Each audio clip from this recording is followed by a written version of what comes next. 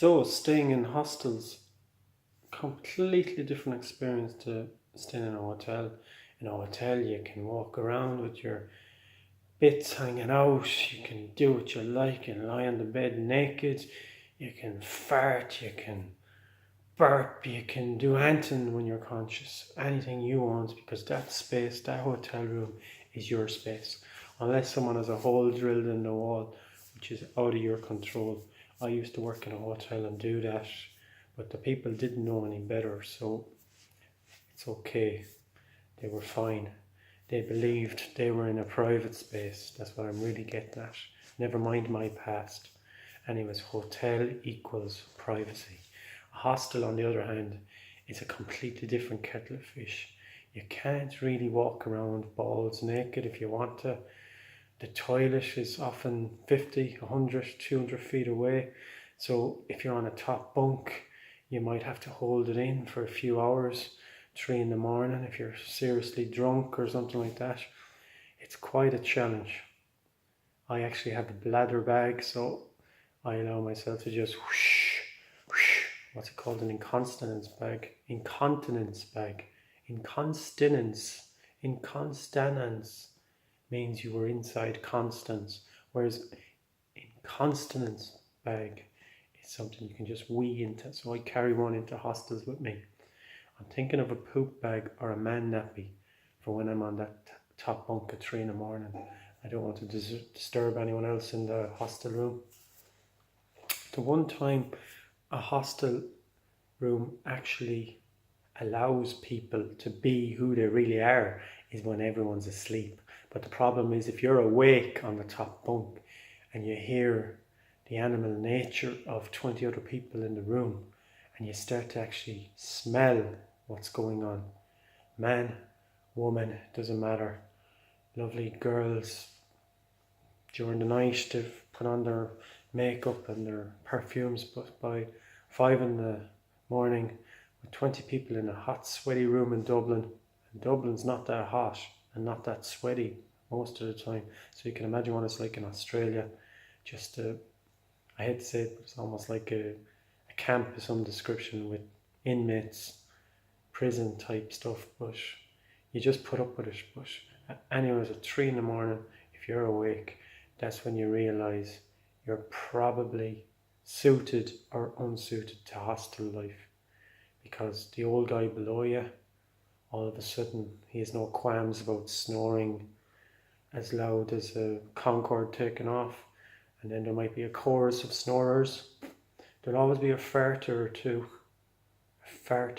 just letting it off. It can be women as well as men, though. That's the thing. It's equality in a hostel. People in hostels are very open-minded, and their arses are very open at 3 in the morning when they're asleep.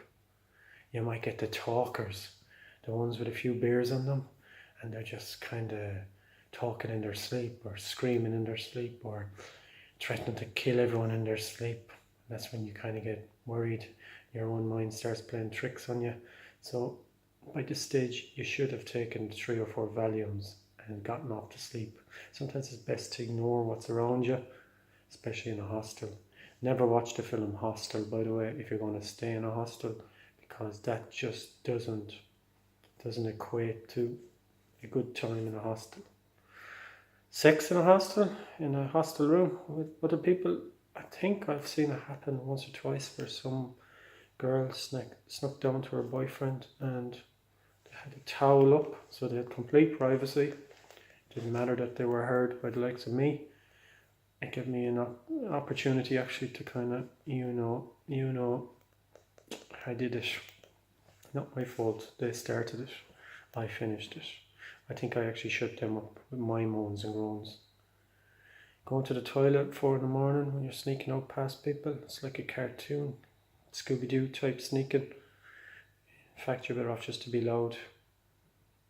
The one thing with a hostel room that always seems to happen is somebody has picked the wrong bed earlier in the day. They haven't realised that you have to take the numbered bed.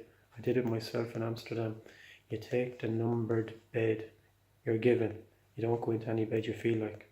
So I had a gap of 10 years 10 years between hostels. So I arrived in Amsterdam, arrived in the room, took bed number 2, let's say, nice downstairs bunk, a real fancy one where you don't have to climb up the ladder and hit your knee off the steel ladder and kind of creak into the bed when you're on the top bunk and hope it doesn't collapse if you're in a really shitty hostel. Anyways, I went into bed number 2, went out for the night, stoned and pissed, coming back in. Had a terrible night out because I had actually smoked something I hadn't touched in years. So I had an out-of-body experience, ran out of a bar without paying, big, whatever you call it, whitey, greeny, horribly, almost psychotics type stuff. People I was with, I thought they were going to murder me. It's amazing how your mind just switches. Anyways, in I go, think I'm home, safe and sound, into the hostel, and I dove onto the bed and landed on top of a girl who shrieked to the high heavens. I shrieked to the high heavens. This was when I decided hostels are not for me anymore. Until the next time, because they're quite fun. Plus the sneaky wanks up on the top bunk. Well worth it. Bye bye.